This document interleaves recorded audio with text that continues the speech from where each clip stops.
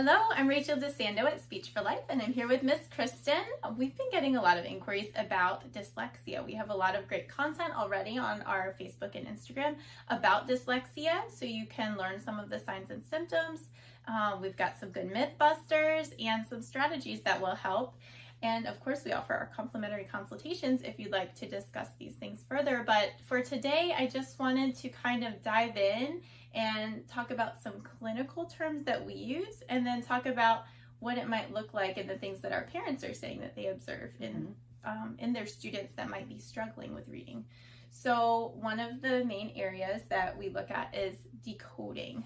So Ms. Kristen, can you tell us a little bit about if we know a child is having difficulty decoding, what it looks like to the parent? Sure. A lot of the time, if you're reading with your child or they are doing some homework with you, they might be sounding out each individual sound and having a hard time figuring out what sound is saying what, especially with different vowels and long vowels, short vowels, things like that. And it might take them a long time to put that word back together. So when they blend all those sounds together, but they take a little bit more time processing and decoding that information, it can actually reduce their comprehension of it. So if you think about it, you're sounding out each individual sound, and you're trying to put the word together, you kind of lose the meaning of the overall sentence or paragraph that you're reading. Exactly, and you hit on a couple other points that we could talk about, which is phonological awareness, which is how they're blending those sounds together or even breaking the words apart. For example, a lot of the parents say that their child will guess the really long words, and they say, is my child lazy because they're guessing the end of every word? No, we don't think that they're lazy. We think that it might be a decoding issue because maybe they don't know what that suffix is, or maybe they don't know that the word is made up of syllables and there's different syllable structures. Those are the things we can help with our systematic explicit literacy instruction that we do. And then another area that you talked about was comprehension. To have dyslexia, you don't necessarily need to be checking off all of these boxes.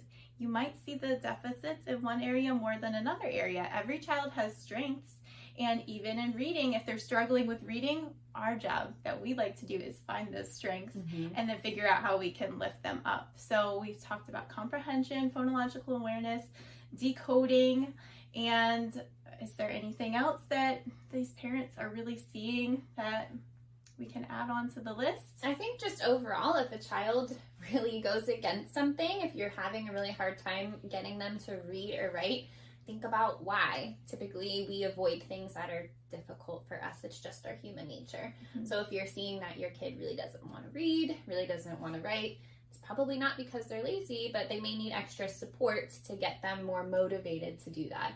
If you keep trying something and it gets harder and harder each time, you're going to shut down and give up.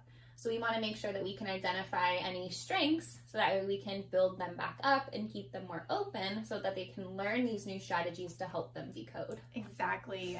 And another example would be if their strength is the sound letter recognition. They see the sound and they might have an easier time with the letters. Maybe that decoding piece is a little bit more straightforward for them, but their spelling is the area of weakness. So we play up those strengths and then work on encoding, which is that spelling and making sure that they know the rules and applying them that way too. So we help them get all of the information from the paper in, and then all of the ideas that they have in their head down onto the paper too. And it's important to recognize, I think people think of reading with dyslexia, but not necessarily writing and spelling, and they build off of each other. For sure. Language is just so complex. So when you suspect your child has dyslexia or any reading or writing difficulties, it can really play an issue in their foundation. So we want to make sure that they have a nice, sturdy foundation that we can help support them as they grow and learn. Exactly. And we like to support you, the parents, as well, so you know how to help them at home when they're struggling and give you motivational ideas, and just we take the pressure off by offering the therapy services and doing these therapy interventions. You don't have to be the teacher. You can be part of the journey, but we take that pressure off. As a parent, it's hard. It's hard to be the parent and the teacher. So let us help you be the teacher, and we'll give you all the strategies that you need to succeed. So schedule your complimentary consult